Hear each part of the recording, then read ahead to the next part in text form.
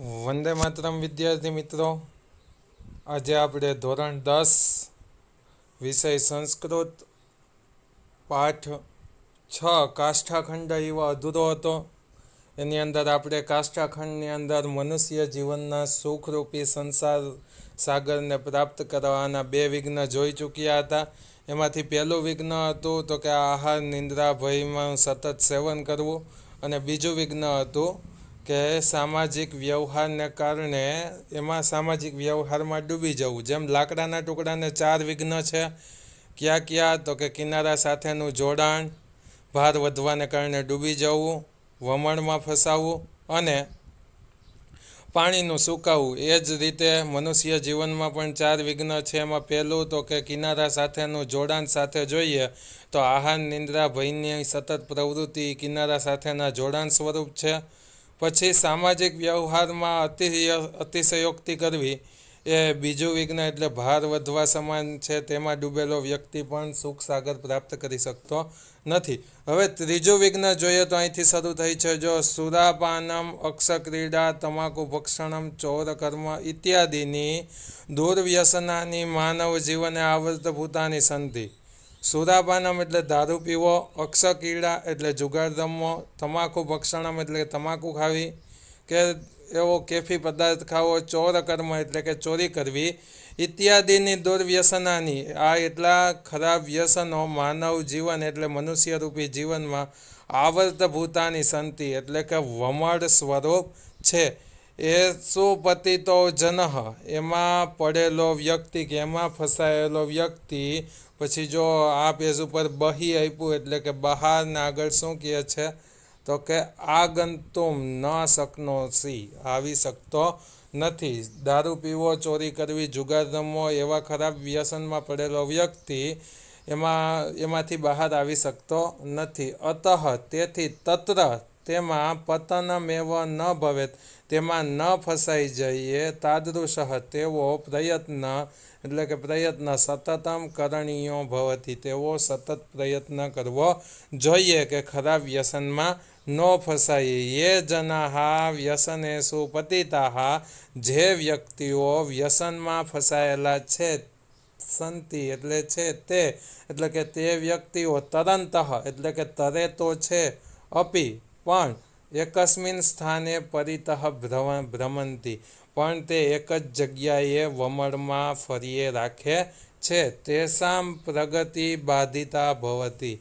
તેષાં એટલે કે તેમની પ્રગતિ એટલે કે આગળ વધવાનું કે સારું સ્થાન પ્રાપ્ત કરવાનું તે શું થઈ જાય? બાધિતા, પ્રગતિ રોકાઈ જાય છે. તતઃસ્તે તેથી તે સુખાદિ રૂપમ એટલે કે સુખ વગેરે સ્વરૂપવાળો સંસાર સમુદ્રમ એટલે કે સંસાર રૂપી સમુદ્રને પ્રાપ્તનું નાર્હંતિ પ્રાપ્ત કરી શકતા નથી. શું વિઘ્ન છે પહેલેથી જોઈએ તો કે દારૂ પીવો, જુગાર રમવો, કેફી પદાર્થ ખાવો, ચોરી કરવી એ માનવ જીવનમાં વમળ સ્વરૂપ છે. તેમાં ફસાયેલો વ્યક્તિ બહાર આવી શકતો નથી. તેથી ત્યાં ન ફસાઈ જઈએ તેવો પ્રયત્ન હંમેશા કરવો જોઈએ. જે વ્યક્તિઓ દુર્વ્યસનમાં ફસાયેલા છે તે તરે તો છે પણ એક જ જગ્યાએ ફરે છે. તેની પ્રગતિ રોકાઈ જાય છે અને તે સુખ વગેરેથી પૂર્ણ એવા સંસાર સમુદ્રને પ્રાપ્ત કરી શકતા નથી. આ 3 વિઘ્ન થઈ ગયા. હવે ચોથું વિઘ્ન છે પરિવારાદ મુખત્વમ એવ નદી જલ વિયોગ. પરિવારથી વિમુખ થઈ જવું, પરિવારથી છૂટું પડી જવું તે નદીમાં પાણી સુકાવા જેવું છે. સામાન્યતયા એટલે કે સામાન્ય રીતે પરિવારે એટલે કે પરિવારમાં નિવસંત એટલે કે રહેનારા એવમ વયમ આપણે બધા સંસાર સમુદ્રમ એટલે સંસાર સમુદ્રને પ્રાપ્તુમ એટલે કે મેળવવા માટે સમર્થા ભવામ. પરિવારની અંદર રહેતા રહેતા આપણે સંસાર સમુદ્રને પ્રાપ્ત કરવા માટે સમર્થ છીએ. પરંતુ એટલે જો પરંતુ યદિ એટલે જો કશ્ચિત જનઃ કોઈ પણ વ્યક્તિ સ્વાર્થવશાત એટલે કે સ્વાર્થને કારણે ક્રોધવશાત એટલે કે ક્રોધને કારણે વા પરિવારાદ પ્રતિમુખો ભવતી એટલે કે પરિવારથી વિમુખ થઈ જાય છે. સોપી તે પણ નદી એટલે કે પરિવાર, જલ એટલે કે પ્રેમ, વિયુક્ત એટલે કે તેને છોડીને ચિદ અપી ક્યારેય પણ જ્ઞાનેન સુખેન એટલે જ્ઞાનથી સુખથી પૂર્ણમ એટલે કે ભરાયેલા આનંદમયમ એટલે કે આનંદ આપનારા સંસાર સમુદ્રમ ન પ્રાપ્નોતી સંસાર સમુદ્રને પ્રાપ્ત કરી શકતો નથી. ફરી પાછો આખરો ફકરો જોઈએ તો પરિવારથી વિમુખ થવું એ નદીથી પાણીનો વિયોગ છે. સામાન્ય રીતના પરિવારમાં આપણે રહીને સંસાર સમુદ્રને પ્રાપ્ત કરવા માટે સમર્થ છીએ, પરંતુ જો કોઈ પણ વ્યક્તિ સ્વાર્થને કારણે કે ક્રોધને કારણે પરિવારથી વિમુખ થાય છે, તે નદીરૂપી પરિવારમાંથી સ્નેહરૂપી જલથી વિયોગ થવાને કારણે ક્યારેય પણ જ્ઞાનથી સુખથી પૂર્ણ ભરાયેલા આનંદ આપનારા સંસાર સમુદ્રને પ્રાપ્ત કરી શકતા નથી. હવે નીચે શું કહે છે? ચતુર્થભ્ય વિઘ્નેભ્ય આ 4 પ્રકારના વિઘ્નમાંથી રક્ષિતા એટલે કે રક્ષણ પામેલા જનાહ એટલે વ્યક્તિઓ જ્ઞાનેન સુખેન ચ પૂર્ણમ જ્ઞાન અને સુખથી પૂર્ણ આનંદમયમ આનંદ આપનારા સંસાર રૂપમ એટલે કે સંસાર સ્વરૂપ સમુદ્રમ એટલે કે સમુદ્રને અવશ્યમ પ્રાપ્નુવંતી એટલે કે ખરેખર પ્રાપ્ત કરે છે. આખા પાઠને ટૂંકમાં સમજીએ તો શું વાત કરવામાં આવી છે? તો કે મનુષ્ય જીવનની અંદર એક ગુરુ પોતાના શિષ્યને ઉપદેશ આપતા કહે છે, લાકડાના ટુકડાને સમુદ્ર સુધી પહોંચવામાં 4 વિઘ્ન છે. કયા કિનારા સાથેનું જોડાણ, ભાર વધવાને કારણે ડૂબી જવું, વમણમાં ફસાવવું, નદીથી પાણી સુકાવવું, આ 4 વિઘ્ન હે. એવી રીતના મનુષ્ય જીવનમાં પણ 4 વિઘ્ન આવે છે. આ 4 વિઘ્ન ટૂંકનોન સ્વરૂપે પરીક્ષામાં પૂછાય છે. એમાં પહેલું કિનારા સાથેનું જોડાણ તો કે સતત આહાર નિંદ્રા ભયનું સેવન કરવું. બીજું તો કે જલે નિર્મગ્નતા તો કે સામાજિક વ્યવહાર ભાર સ્વરૂપ છે. જેવી રીતના લાકડું વજન વધવાને કારણે ડૂબી જાય તેવી જ રીતના સામાજિક વ્યવહાર જે વધારે કરે છે તે એમાં ડૂબી જાય છે. ત્રીજું વિઘ્ન છે વમણમાં ફસાવવું. આવર્તપાત લાકડું જેમ વમણમાં ફસાય તેમ મનુષ્ય પણ દારૂ પીવો, જુગાર રમવો, કેફી પદાર્થ ખાવો કે ચોરી કરવી જેવા દુર્વ્યસનમાં ફસાય છે, તે બહાર આવી શકતા નથી. અને ચોથું વિઘ્ન પરિવારથી વિમુખ થવું. વિમુખ થઈ ગયેલા વ્યક્તિને પણ ક્યારેય સુખ મળતું નથી. આ 4 વિઘ્નમાંથી બચેલો વ્યક્તિ જ સંસાર સમુદ્રને પ્રાપ્ત કરી શકે છે. આ પાઠ અહીંયા પૂરો થયો. હવે આપણે એના સ્વાધ્યાય વિશે ચર્ચા કરીએ તો પહેલો પ્રશ્ન આપને આપવામાં આવ્યો છે, અધોલિખિતેભ્યઃ વિકલ્પેભ્યઃ સમુચિતમ ઉત્તરમ ચિનુત. નીચે આપેલા વિકલ્પમાંથી યોગ્ય વિકલ્પ પસંદ કરીને જવાબ લખો. પહેલો પ્રશ્ન છે, જલ પ્રવાહે ગુરુ શિષ્યમ કિમ દર્શયતિ? તો જવાબ આવશે કાષ્ઠખંડમ. જળ પ્રવાહમાં ગુરુએ શિષ્યને શું બતાવ્યું? તો કે લાકડાનો ટુકડો. બીજો પ્રશ્ન છે, વયમ સર્વે માનવાઃ કીદૃશા ઇવ સ્મ? તો એમાં જવાબ આવશે વયમ સર્વે માનવાઃ કાષ્ઠખંડ ઇવ સ્મ. આપણે બધા મનુષ્ય લાકડાના ટુકડા જેવા છીએ. ત્રીજો પ્રશ્ન છે, સામાજિકો વ્યવહાર કુત્ર અપેક્ષિતો ભવતી? સામાજિક વ્યવહાર ક્યાં અપેક્ષિત છે? સર્વત્ર એટલે કે બધી જ જગ્યાએ અપેક્ષિત છે. ચોથો પ્રશ્ન છે, કેશામ જનાનામ પ્રગતિ બાધિતા? કેવા વ્યક્તિઓની પ્રગતિ બંધાઈ જાય છે? તો એનો જવાબ આવશે ખ, વ્યસની જનાનામ. વ્યસનમાં ફસાયેલા વ્યક્તિઓની પ્રગતિ બાધિત થઈ જાય છે. પાંચમો પ્રશ્ન છે, ગુરુ ખાલી જગ્યા સહ ઉપવિષ્ટ આસીત? તો એમાં જવાબ આવશે ખ, શિષ્યેન સહ. કોની સાથે હતા? તો કે શિષ્યની સાથે. હવે જોઈએ તો બીજા 4 પ્રશ્ન એ છે. છઠ્ઠો પ્રશ્ન છે, ખાલી જગ્યા પ્રતિમુખત્વમ એવ નદી જલ વિયોગ? તો જવાબ શું આવશે? ક, પરિવારાત. પરિવારથી વિમુખ થવું એ નદીના પાણી સુકાવા જેવું છે. સાતમો પ્રશ્ન છે, આહારાદય ખાલી જગ્યા ભવતી? તો સેવનીય. સેવનીયા ભવતી બહુવચન છે, તેથી સેવન કરવા યોગ્ય છે. આઠમો પ્રશ્ન છે, સામાજિક વ્યવહાર શક્તિમ અતિક્રમ્ય ન ભવે? શું આવશે? ન ભવેત. ને નવમો પ્રશ્ન છે, ગમન માર્ગે ખાલી જગ્યા વિઘ્ન અસ્તિ?